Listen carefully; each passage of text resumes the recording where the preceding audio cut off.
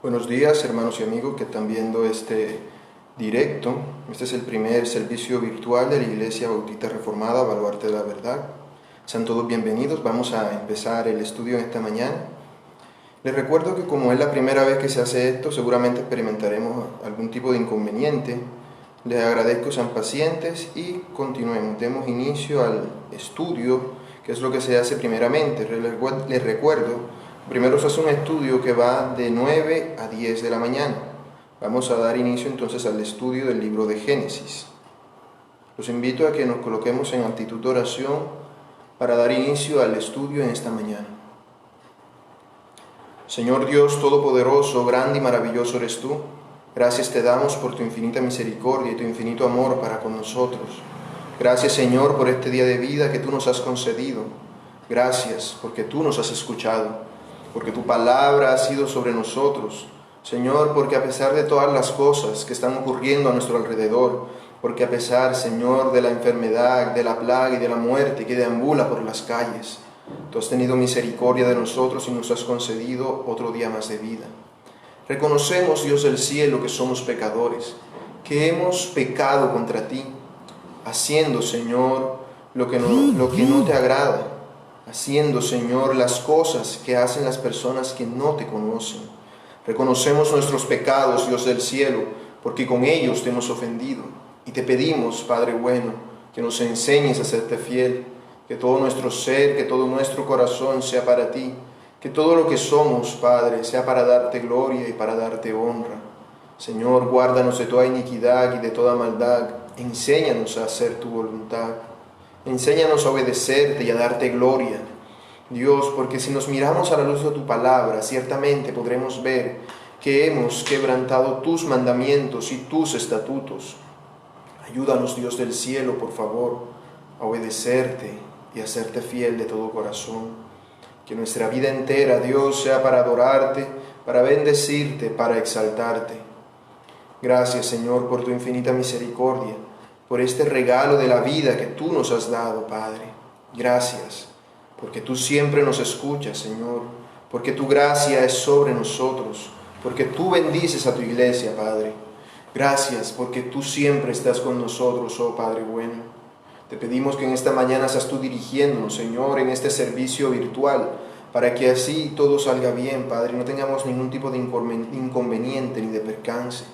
Que tu gracia sea sobre nosotros, que seas tú amparándonos y guardándonos conforme a tu infinita misericordia. Gracias, Dios del cielo, te damos en el nombre de nuestro Señor Jesucristo, en quien nos encomendamos en esta mañana para este estudio bíblico. Amén. Hermanos, como ustedes saben, en esta ocasión, dado la metodología que estamos utilizando, como es un servicio virtual, no se puede hacer preguntas de manera directa. Ustedes pueden escribir comentarios y ciertamente los veré, pero vamos a dejar las preguntas para el final. Cualquiera que tenga alguna pregunta o algún comentario puede dejarlo como comentario de Facebook, y al final, si alguien tiene algo que comentar, si ha hecho una pregunta, se le responderá, y si alguien tiene algo que comentar, con mucho gusto lo leeré. Vamos a dar inicio. Como ustedes saben, hemos estado estudiando el libro de Génesis, especialmente lo que corresponde al patriarca Jacob. Como bien sabemos, Jacob es el patriarca de Israel. Jacob era hijo de Isaac y Rebeca, nieto de Abraham. Jacob tuvo un hermano que se llamó Esaú. Desde antes que Jacob naciese, le fue dicho que su hermano Esaú, que era mayor que él, le serviría a él. Eso ya desde antes. Lo único que Jacob tendría que hacer era creer en que esa promesa se cumpliría. Pero como podemos darnos cuenta, Jacob no creyó. No creyó, como hemos visto ya en anteriores estudios del libro de Génesis. Jacob no esperó a que Dios cumpliera la promesa, sino que por el contrario, lo que Jacob hizo fue que Jacob vino y lo que él hizo fue que él engañó a su hermano Esaú para robarle los derechos de primogenitura. Además de esto, de querer robarle los derechos de primogenitura a su hermano, vemos que Jacob engañó a su padre Isaac para robarle la bendición de Dios, haciendo pasar de que era Dios el que estaba guiándolo. Y a consecuencia de ello, su hermano Esaú se propuso matarlo. Para salvaguardar su vida, su madre Rebeca se propuso protegerlo, se propuso mandarlo a casa de su padre a casa de su hermano Labán, para que allí su hijo Esaú no lo encontrase y lo matase. Así se propusieron y mandaron a Jacob a casa de Labán con la excusa de que Jacob debería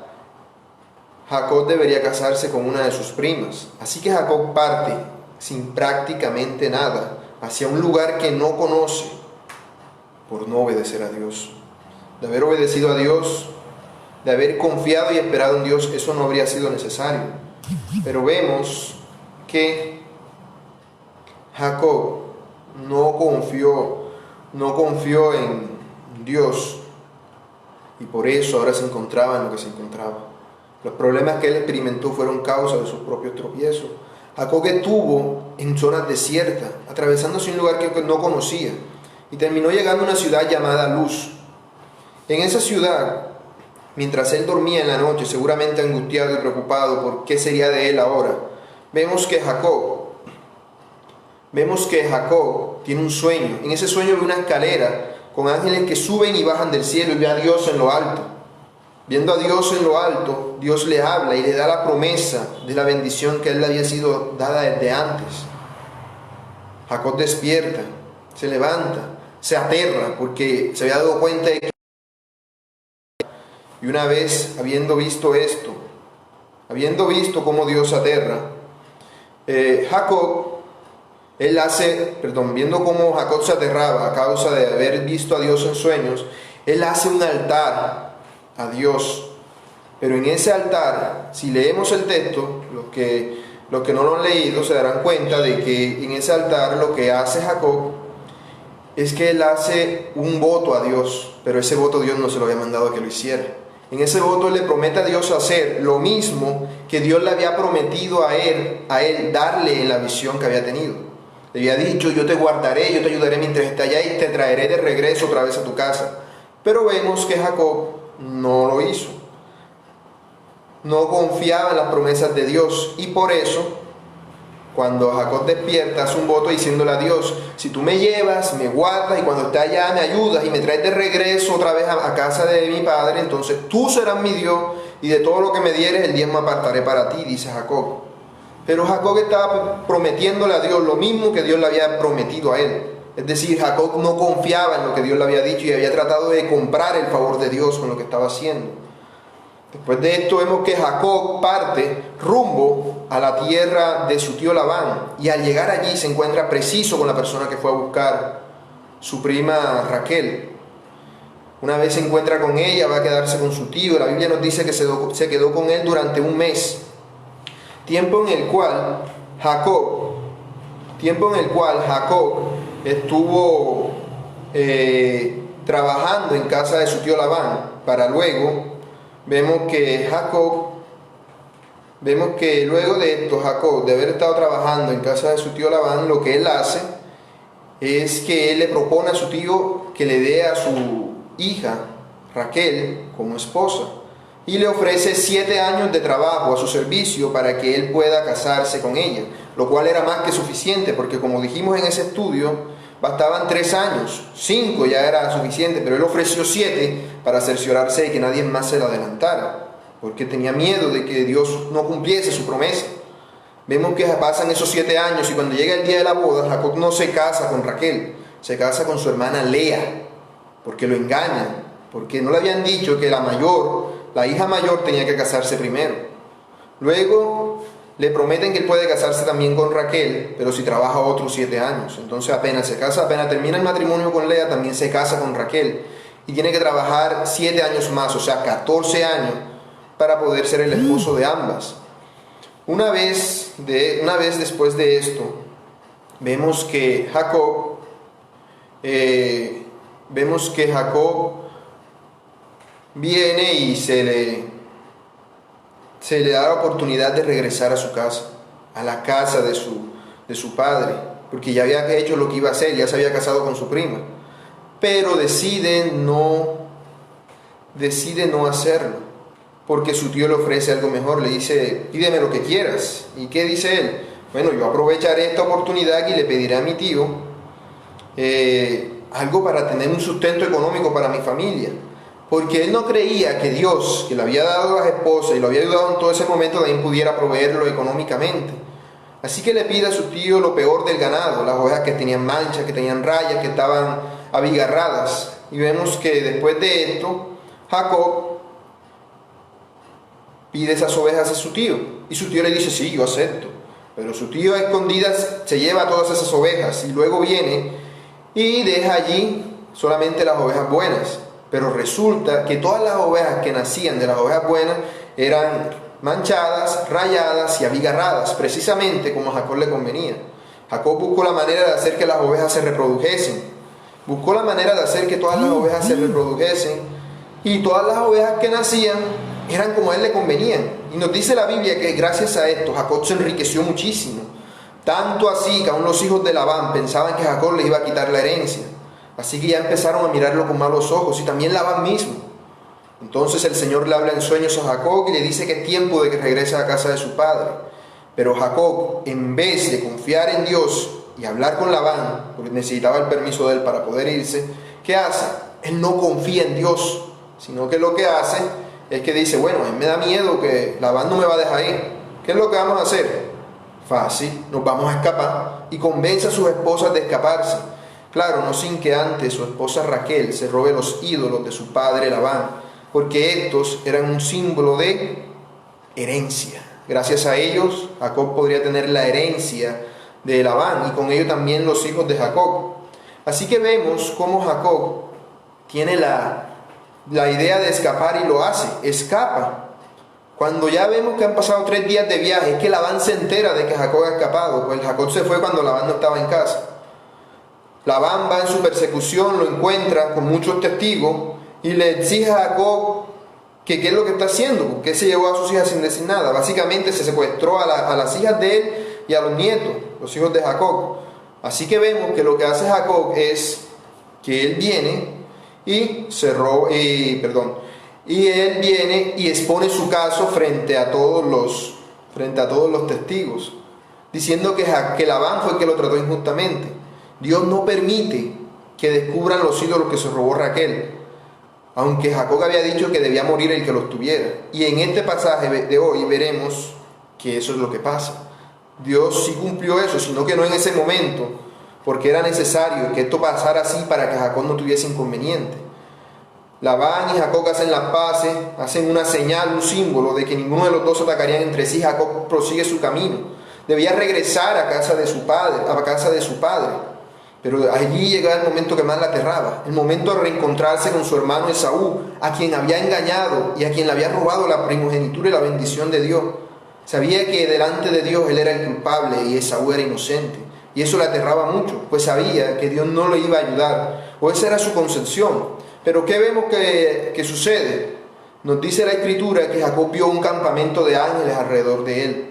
Luego Jacob se encomendó a Dios para que Dios le ayudara y mandó mensajeros para que se ganasen el favor de su hermano Esaú. Esos mensajeros van y vienen y le dicen que Esaú viene hacia él con 400 soldados en su contra, lo cual aterra mucho a Jacob, pues tiene muchas mujeres y niños pequeños y muchos animales, no podía escapar. Pero él confía en Dios y decide proseguir su camino. Vemos que Jacob prosigue el camino y avanza hasta que en una ocasión, mientras está orando, vemos que un ángel le sale a él. Ese ángel viene y pelea contra Jacob toda la noche.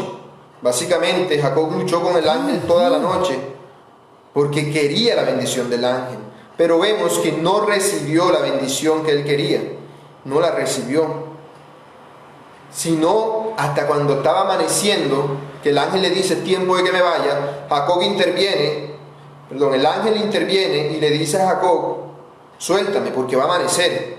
Y Jacob le dice: no te soltaré si no me bendices. Y la Biblia nos dice de que no fue simplemente porque se lo dijo, sino que es una oración porque él sabía que ese ángel con el que estaba peleando era Dios mismo.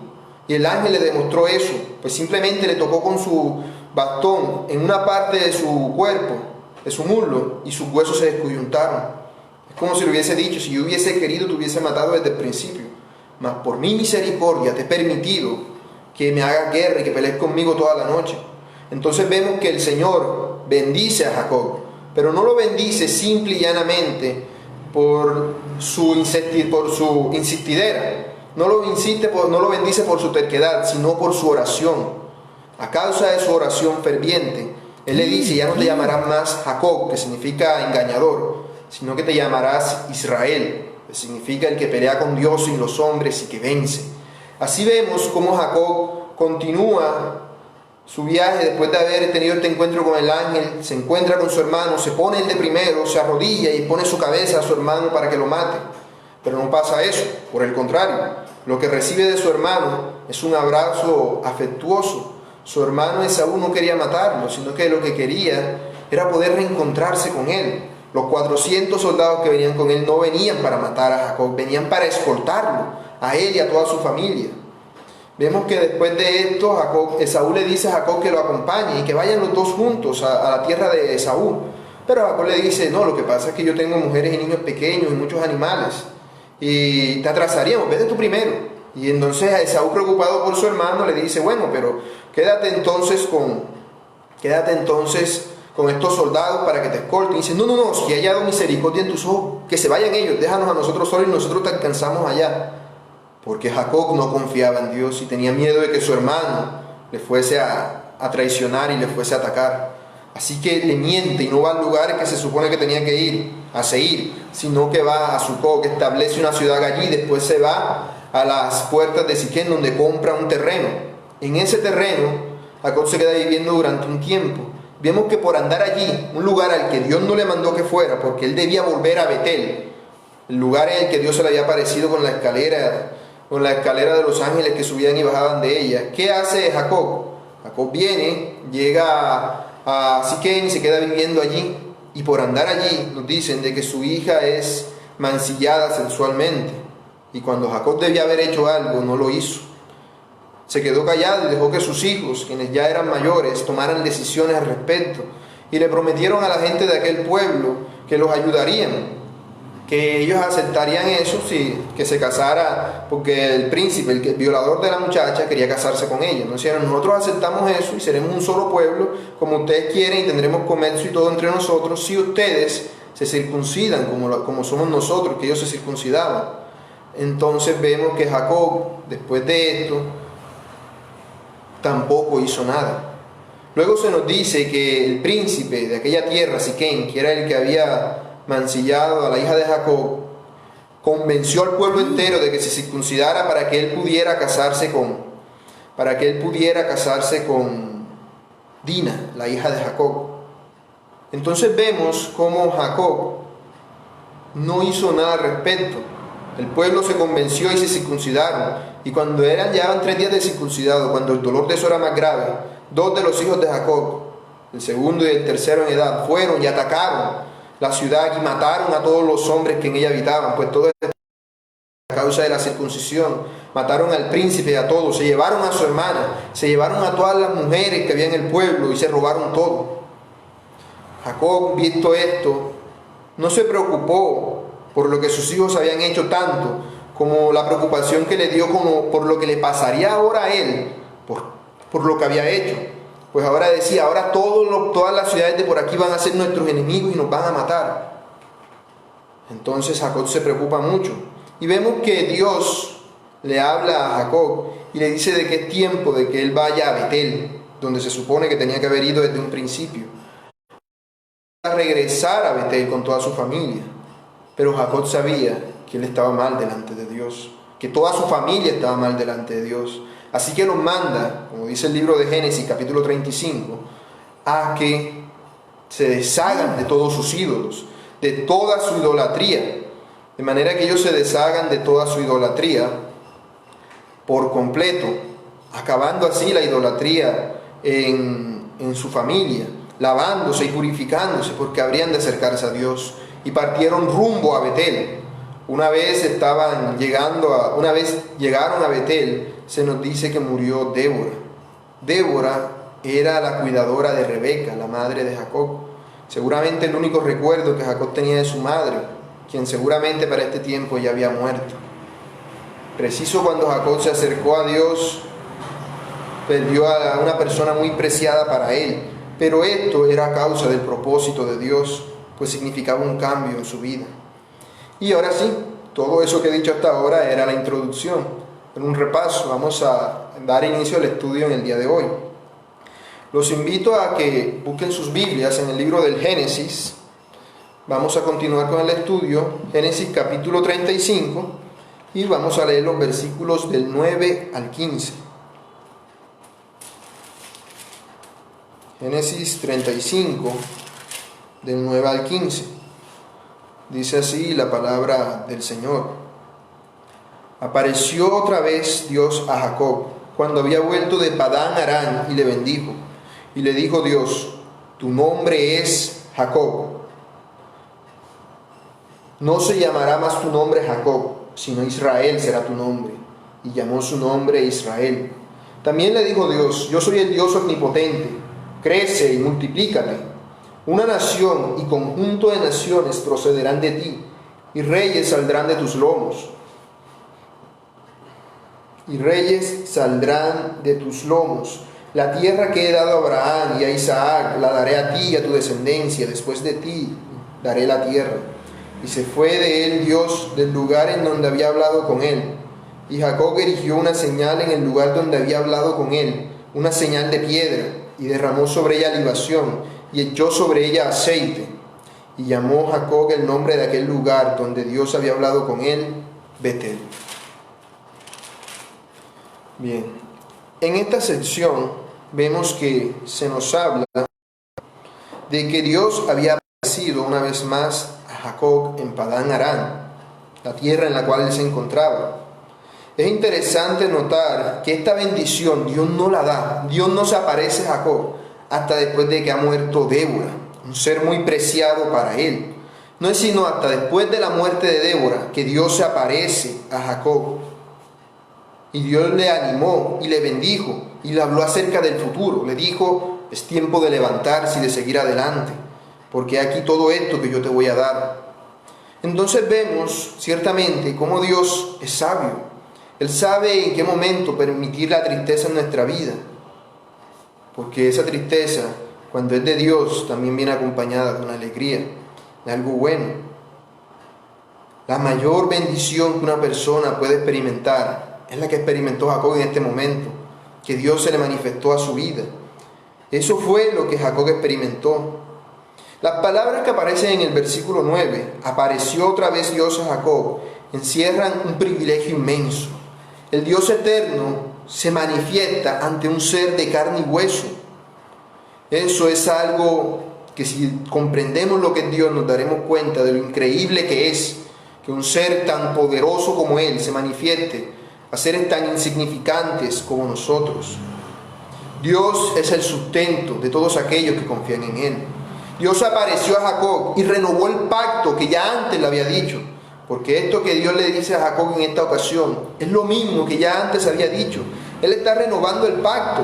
Por eso se presenta a sí mismo como el Shaddai. Dice: yo soy el Dios todopoderoso, el Dios omnipotente, aquel que es capaz de hacer todo lo que se propone hacer. Y le dijo Dios, versículo 10 de Génesis 35, tu nombre es Jacob, no se llamará más tu nombre Jacob, sino Israel será tu nombre. Y llamó su nombre Israel. Entonces vemos que la primera expresión de la bendición que Dios le da a Jacob, ¿cuál es? Le ratifica el cambio de nombre que antes le había dado. Antes le había dicho que su nombre sería Israel, pero ahora Dios se lo está confirmando. El nombre que sus padres le habían dado, Jacob, significaba básicamente el que engaña, el que suplanta, el usurpador. Ese nombre representa lo que él es, lo que él había sido hasta ese momento. su característica natural, lo que más lo representaba, con lo que más se le puede asociar a él. Pero ahora Dios lo bendice y le da un nuevo nombre. Un nombre que es básicamente un nombre nuevo. Esto es una confirmación de lo que le había dicho el ángel de Dios, que es Jesucristo, cuando luchó contra él en Peniel, en Génesis 32, 28. ¿Para qué le coloca este nuevo nombre Dios a Jacob? Ese nuevo nombre señala su nueva naturaleza. Significa que Jacob ya no es el mismo de antes, es una persona nueva. Las cosas que antes había sido ya no son más. Él había nacido de nuevo, por eso le da un nombre nuevo. Anteriormente, Dios había ayudado a Jacob y por eso vemos que él había sido bendecido. De hecho, vemos que Jacob había prevalecido porque había luchado contra los hombres. Jacob luchó contra Labán, su tío, y contra Esaú, su hermano, y en ambas ocasiones salió ileso sin ningún tipo de inconveniente. Ni Labán pudo hacerle algo, ni Esaú quiso hacerlo.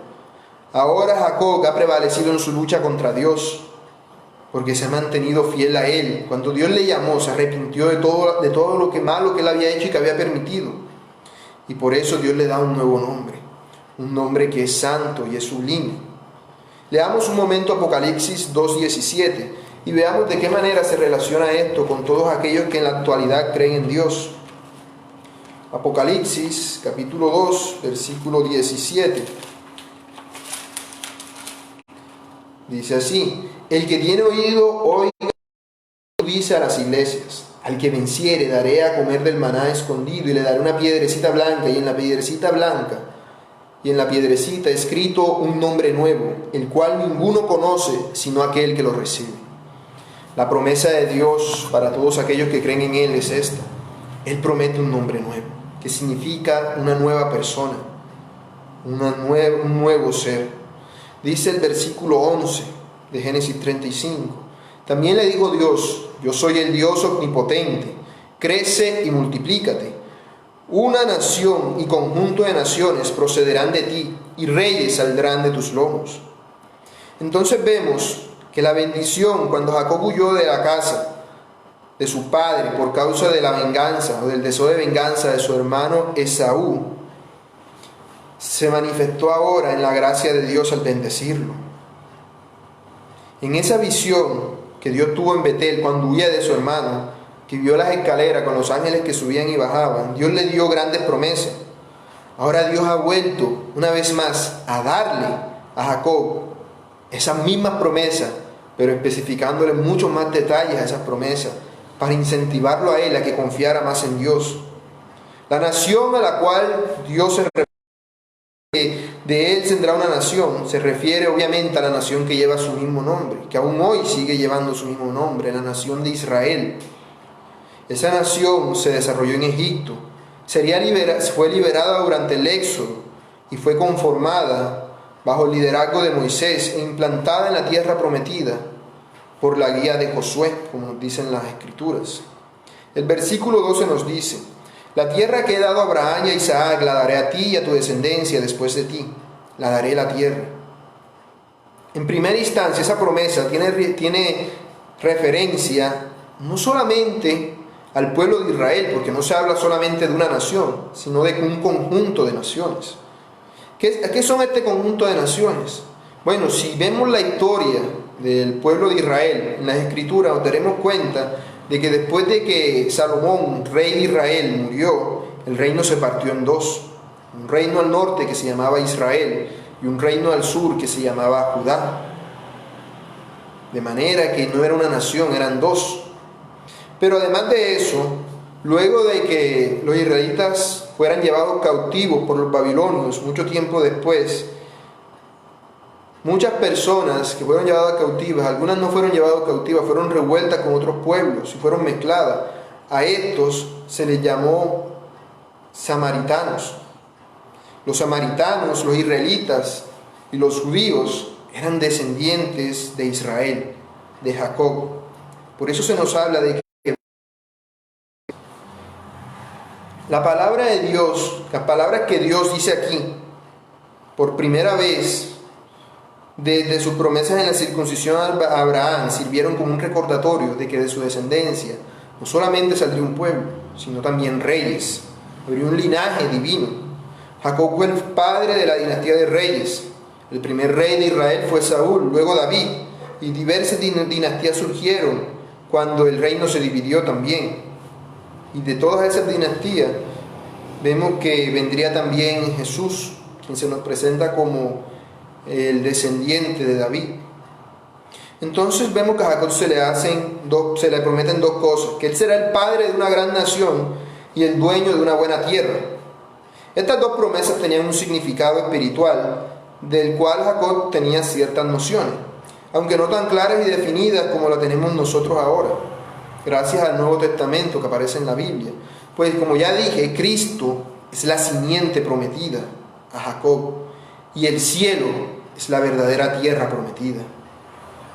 La tierra de Canaán, la tierra que fluye leche y miel, como dice la Biblia, solamente es un tipo, solamente es un símbolo de una tierra verdadera que es eterna y cuyo cimiento es Dios. Dice el versículo 13: y se fue de él Dios del lugar en donde había hablado con él. Vemos que se nos habla de una manera humana. Se nos expresa y se nos dice de que Dios se fue de él, del lugar donde había hablado con él, como si Dios fuese un ser humano que estuviese allí parado enfrente hablando con él. Sin embargo, a lo que trata de entender, lo que se trata de dar a entender es que Dios estaba allí con él. Dios se le apareció. Dios estuvo allí con él como está cualquiera con otra persona hablando. Así fue como él lo vio. Eso nos habla de la intimidad que Jacob tenía con Dios y cómo esa intimidad que estaba empezando a dar frutos en su vida. Versículo 14. Y Jacob erigió una señal en el lugar donde había hablado con él, una señal de piedra, y derramó sobre ella libación y echó sobre ella aceite. Vemos que hace más o menos, seguramente más, no tenemos el dato exacto porque la Biblia no lo da, Jacob había hecho un altar en Betel y sobre él había derramado aceite, como él lo había hecho cuando Dios se le apareció cuando iba huyendo de su hermano Esaú. Él puso una piedra en la cual derramó el aceite. ¿Qué pasó con esa piedra? No se nos dice. Seguramente los años, seguramente el tiempo transcurrido y las cosas pasadas hicieron que esa piedra se cayera. De todos modos, cuando Jacob regresó a Betel, vemos que esa piedra ya no estaba. Ya no había ni rastro del testimonio, de esa manifestación de Dios. Eso simboliza lo que pasa en nuestra vida si nosotros descuidamos nuestra relación con Dios. Aquello que nos permitía acercarnos a Dios, si lo descuidamos, termina volviéndose algo que olvidamos. Termina volviéndose algo que se muere en el olvido, algo que se llena de pasto. Puede ser simplemente la silla donde leíamos la Biblia. Puede ser el lugar donde acostumbrábamos a orar. Puede ser inclusive la Biblia misma que utilizábamos. O cualquier cosa que nosotros utilizáramos que nos hubiese tenido o que hubiese significado algo al acercarnos a Dios. Eso en sí mismo no significa nada, sino que es un símbolo, una señal visible de nuestra relación con Dios. Cuando la presencia visible de Dios desapareció, Jacob erigió una señal en el lugar donde Dios había hablado con él, una señal de piedra, para marcar el lugar sagrado donde Dios se le apareció. ¿Por qué hizo eso? Por reverencia, por amor, como una señal visible, algo que lo animaría en momentos venideros cuando él sintiera que ya Dios no estaba con él. Seguramente más adelante, en algún momento difícil de su vida, como cuando su hijo José pensó él que había muerto, él se acercó a ese lugar para meditar y orar y encomendarse a Dios. Siempre debemos tener un lugar sagrado para acercarnos nosotros a Dios, un lugar que sea especial para nosotros. El Señor Jesús dice que cuando ores, te encierres en tu cuarto y cerrada la puerta, ores a tu Padre que ve en lo secreto. Y tu Padre que ve en lo secreto te recompensará en lo público. Ese es un buen ejemplo de ello. El aceite que se nos habla, el aceite que utilizó Jacob, no es otra cosa que un símbolo de su adoración a Dios. Es un acto de adoración, reconociendo a Dios como su Dios. Entonces vemos que él derramó sobre la piedra aceite y también derramó libación. Eso fue lo mismo que él hizo cuando Dios se le apareció por primera vez, cuando él vio la escalera con ángeles que subían y bajaban del cielo. Generalmente en el Antiguo Testamento el aceite se relaciona con el Espíritu Santo. No quiere decir que el aceite tenga propiedades místicas, ni mucho menos, sino que es un símbolo del verdadero aceite, el Espíritu Santo. La libación de la que se nos habla en este momento es simplemente otro elemento de adoración. Una libación es una ofrenda líquida que se ofrecía como parte del sacrificio a Jehová. Pueden buscarlo en Levítico 23:37 para que vean que eso se hacía en la nación de Israel más adelante. Entonces, normalmente la libación consistía en una gran cantidad de vino o de agua, si no había vino, que eran las bebidas más abundantes de las pocas que había en esa región, derramadas y botadas allí. Era un símbolo de su confianza en Dios. Quien derramaba agua en un lugar donde no había agua es porque confiaba de que Dios podría proveerle agua más adelante, y mucho más si era vino, que era de todas las bebidas diferentes al agua, la más agradable que existía en esa época y en esa parte del mundo. Entonces vemos que todo esto era un acto de adoración a Dios, un acto de confianza en Dios. Haríamos bien nosotros en considerar todas las bendiciones que Dios nos ha dado y ver si hemos sido agradecidos con Dios por todas esas bendiciones. Jacob no lo fue hasta que Dios no lo obligó, pero a causa de ello le pasaron muchas cosas terribles. A su hija la violaron y sus hijos se volvieron asesinos y ladrones, porque no hizo lo que tenía que haber hecho. Cuando Jacob llegó a la tierra de Canaán, no debió haberse ido a Siquén, debió haberse ido a Betel desde el principio. Si él hubiese hecho eso desde el principio, nada de aquello habría pasado. Dice el versículo 15: y llamó Jacob el nombre de aquel lugar donde Dios le había llamado Betel, porque ese era el lugar donde Dios se le apareció primero y donde se le volvió a aparecer después. Por eso le había llamado Betel, que significa casa de Dios. Continuemos leyendo. Ahora leamos los versículos de Génesis 35 del 16 al 21. En estos versículos se nos habla de la muerte de un ser muy querido para Jacob. Génesis 35, versículos del 16 al 31, al 21, perdón. Génesis 35, versículos del 16 al 21, dice: después partieron de Betel, y había aún como media legua de tierra para llegar a Éfrata, cuando dio a luz Raquel, y hubo trabajo en su parto. Y aconteció, como había trabajo en su parto, que le dijo la partera: no temas, que también tendrás este hijo. Y aconteció que al salirse el alma, pues murió, llamó su nombre Benoni, mas su padre lo llamó Benjamín. Así murió Raquel y fue sepultada en el camino de Efrata, la cual es Belén. Y levantó Jacob un pilar sobre su sepultura. Esta es la señal de la sepultura de Raquel hasta hoy. Y salió Israel y plantó su tienda más allá del Migdal Edar.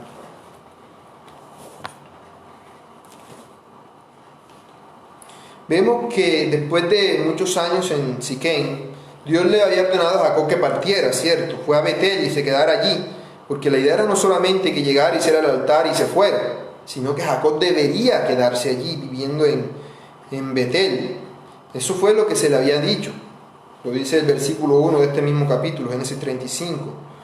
Jacob hizo el viaje, pero en este versículo 16 vemos que él no se quedó viviendo en Betel. Jacob no se quedó viviendo en Betel.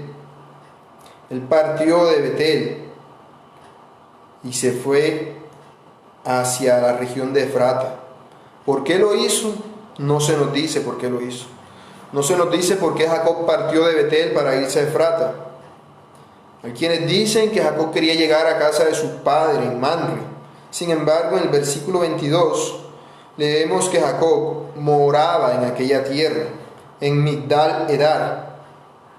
Así que no sabemos a ciencia cierta por qué él se fue, pero lo que sí sabemos es que lo correcto delante de Dios era que Jacob se quedara, porque a Dios le interesa más nuestra obediencia que las cosas que nosotros podamos hacer por él. Vemos que él se fue hacia la región de Efrata. Esta es otra manera de referirse a la ciudad de Belén de Judá, que aparece en Miqueas 5:2. Había otras Belénes en aquella región, esa no era la única, pero Efrata era una manera de identificar a la que estaba ubicada cerca de Jerusalén, que posteriormente sería el lugar en el cual vendría el rey David y del cual también nacería el Señor Jesús. Dice el versículo 17: y aconteció, como había trabajado en su parto, que le dijo la partera: no temas, que también tendrás este hijo. Estas palabras se repiten muchas veces en la Biblia y es una gran bendición para cualquiera que cree en ellas. No temas. Uno pensaría que Raquel ya está viendo su propia muerte, pero para ella su prioridad es el nacimiento de un hijo varón, porque así se cumpliría la petición que ella le había hecho a Dios anteriormente cuando nació su último hijo, José. Vemos que hubo trabajo en su parto, es decir, que el parto tuvo muchas complicaciones. No sabemos tampoco la razón, pues la Biblia es muy escasa en cuanto a este tipo de detalles. Sin embargo, vemos que quizás haya tenido algo que ver con el traslado de Betel a Efrata. No lo sabemos, quizás por andar de viaje. No se nos dice. Pero sí sabemos que ese era un lugar muy significativo.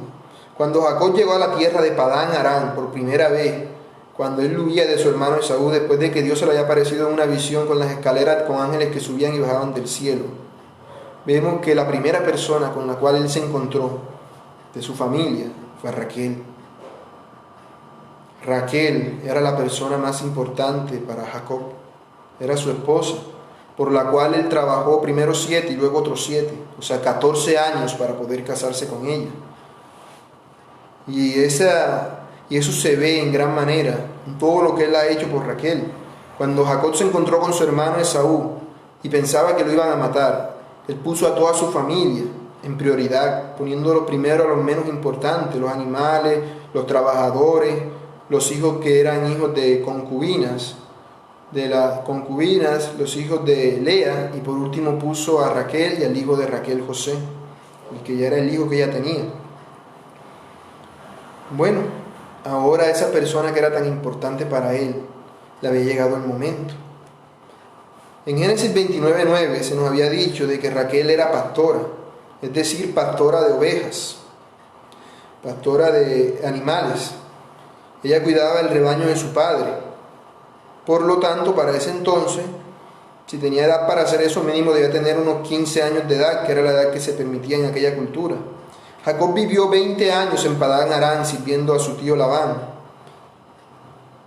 Y luego vivió algunos años en Siquén, ahí sí no sabemos cuándo. Lo que sí sabemos entonces es que cuando Jacob partió de Betel, Raquel ya debería haber pasado los 40 años.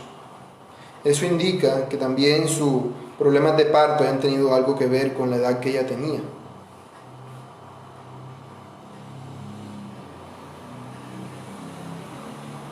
Vemos que ella lo que más quería era el nacimiento de su hijo, porque ella le había prometido a Dios eso.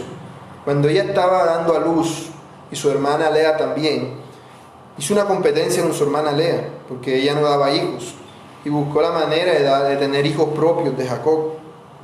Solamente tuvo uno en aquel entonces, José.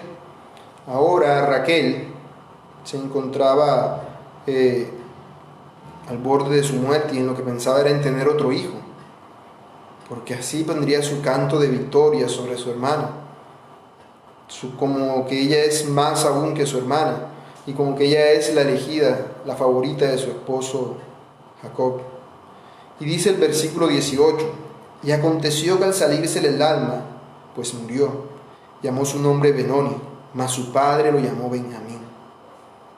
La expresión que aparece aquí, que dice salirse del alma, es la palabra hebrea nefesh.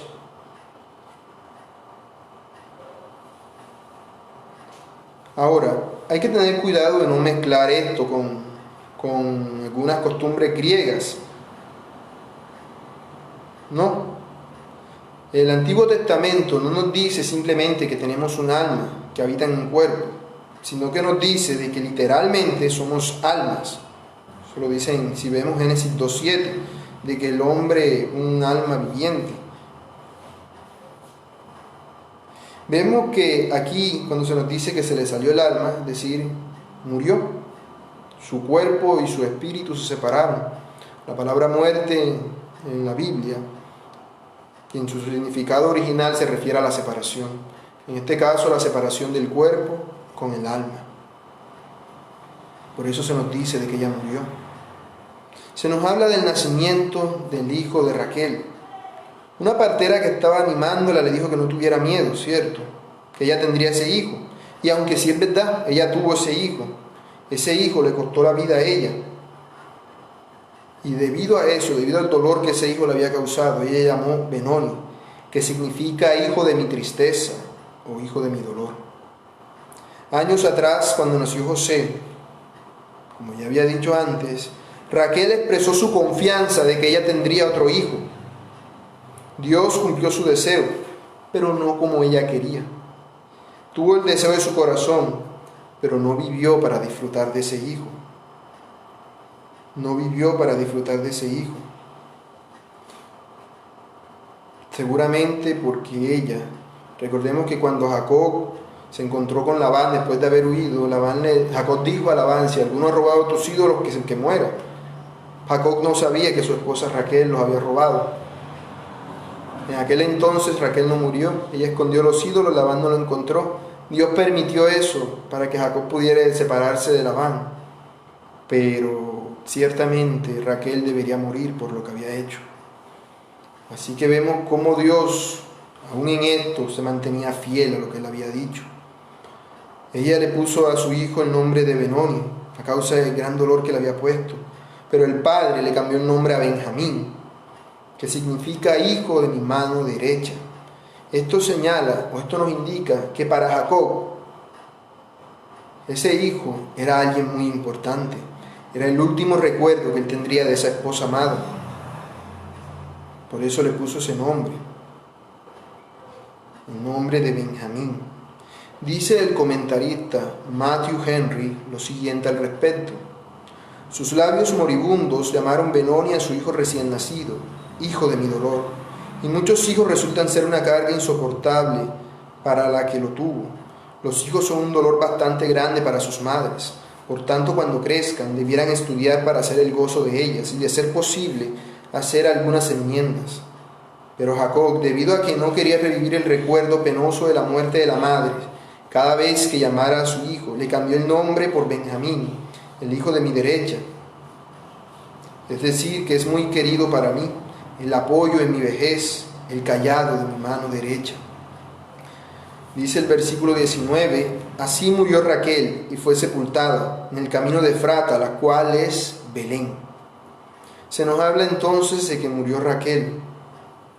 Como ya había dicho, esto fue un cumplimiento de las palabras de Jacob cuando Labán fue a buscar sus ídolos. Cuando Raquel vio que ella no podía tener hijos, en un principio le había dicho a su esposo: dame hijos o si no me muero. Ahora ella tenía hijos y se murió. Sin embargo, la muerte no es más que un paso hacia adelante, hacia un lugar mucho mejor.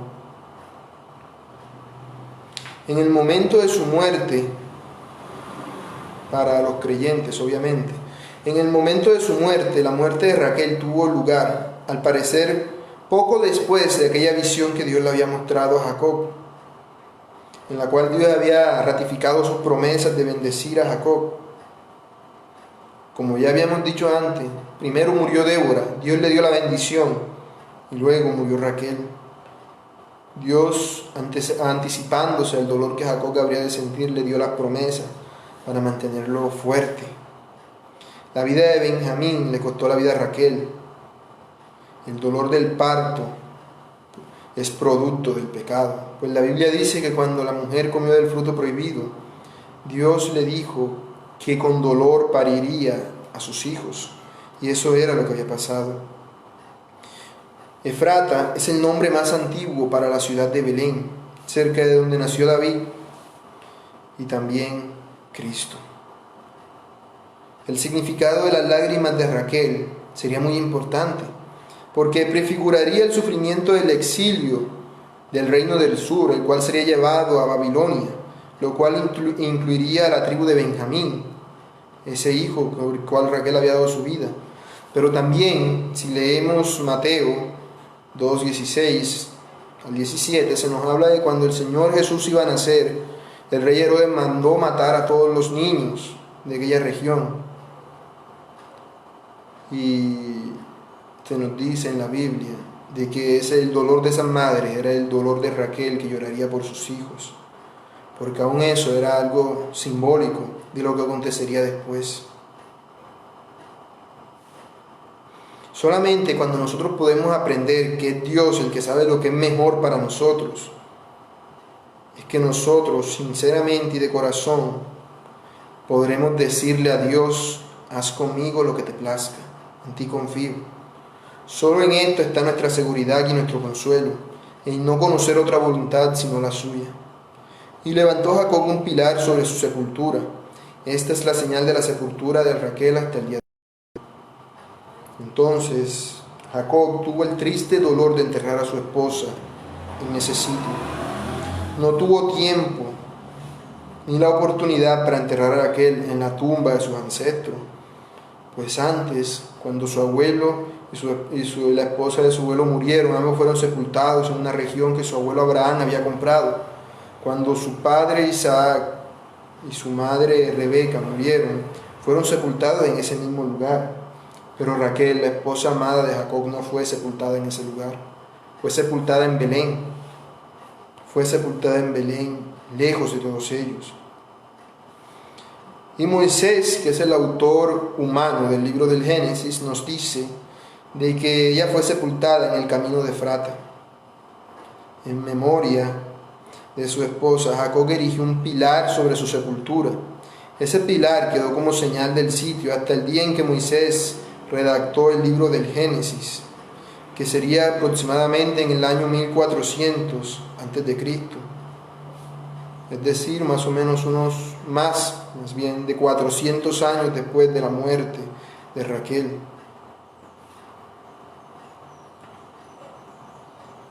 Es interesante notar que cuando Josué llegó a la tierra prometida con todos los israelitas de regreso, y él repartió la tierra, el sitio de la sepultura de Raquel quedó dentro de la tribu de Benjamín. Ese monumento podía verse todavía en los tiempos de Moisés. Por eso se nos habla del día de hoy, el día en el cual eso fue escrito. No el día de hoy en la actualidad, sino el día en el cual Moisés escribió el libro. Ese lugar todavía podía verse, quedaba como a 1,5 kilómetros al norte de Belén. Allí todavía estaba la tumba de Raquel, siendo así un lugar muy importante. De hecho, todavía dicen que todavía está allí, y que es un lugar muy importante para judíos, para musulmanes, para católicos y cristianos.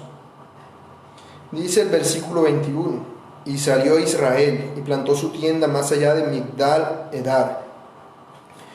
Luego de la muerte y sepultura de Raquel, Jacob, ¿qué hizo? Continuó su viaje y plantó su tienda más allá de Migdal Edar. Aunque Moisés lo llama Israel, Jacob no vivía como un Israel.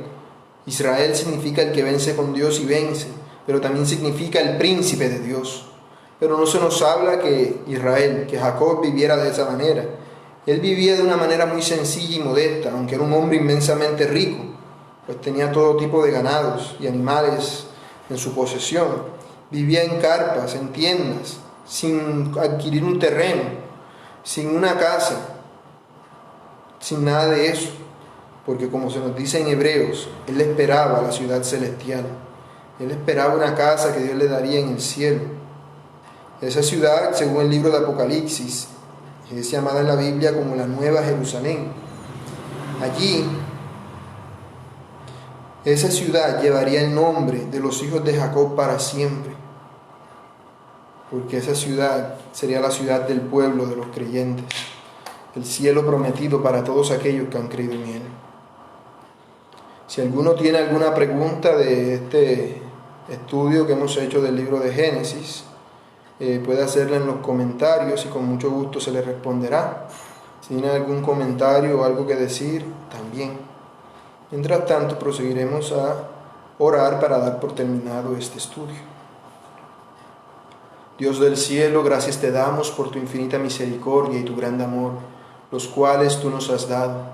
Bendícenos, Señor, por favor, y enséñanos a confiar plenamente en ti, Padre. Enséñanos a confiar en ti, porque tú nunca nos dejas solos, Señor.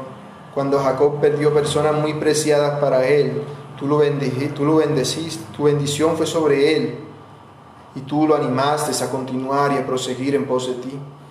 Guárdanos, Señor, de actuar neciamente, de aprender de los errores de Jacob y a confiar, y enséñanos a confiar en ti. Que todo lo que somos, decimos y hacemos sea para ti. Que nuestra vida entera, Dios, sea para adorarte, que sea para servirte, que sea para exaltarte, Dios. Te necesitamos, Padre. Necesitamos más de ti en nuestra vida, necesitamos más de ti en nuestro ser. Tú eres Dios todopoderoso, grande y benevolente. Por eso, Dios del cielo, te pido que nos ayudes y nos bendigas.